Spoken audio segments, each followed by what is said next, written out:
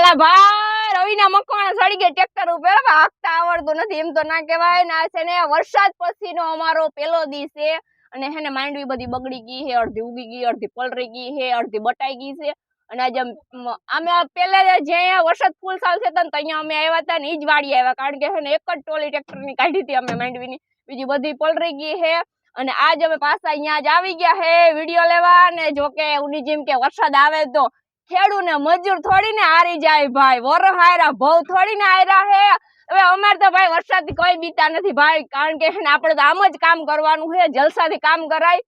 બાકી તો વરસાદ તો આવવું હોય તો આવ્યા રાખે, બીજું હું એને કઈ આપણે ના તો પડાતો નથી. આવું કઈક છે ને. જો હું સડી ગઈ હું ટ્રેક્ટર ઉપર, જલસા પડી ગયા. જો કે બધા જોઈને એમ કે રવિના બેન ટ્રેક્ટર આપતા ને આવડતું તો સડી હું લેવાની ગયા છે, પણ મને શોખ છે કે છે ને મારે ટ્રેક્ટર આપવું છે. જો કે ટ્રાય નથી કરી.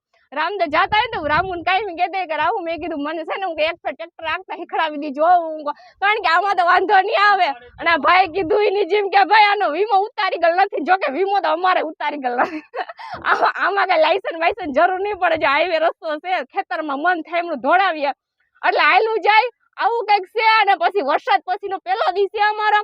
અને એનો ફૂલ વિડીયો જોવો હોય ને તો યુટ્યુબમાં આવી જાય. યુટ્યુબમાં જઈને તમારે ફટાફટી વિડીયો જોઈ લેવાનું છે. લાઈક શેર સબસ્ક્રાઇબ કરવાનું ભૂલવાનું નથી. Okay bye bye.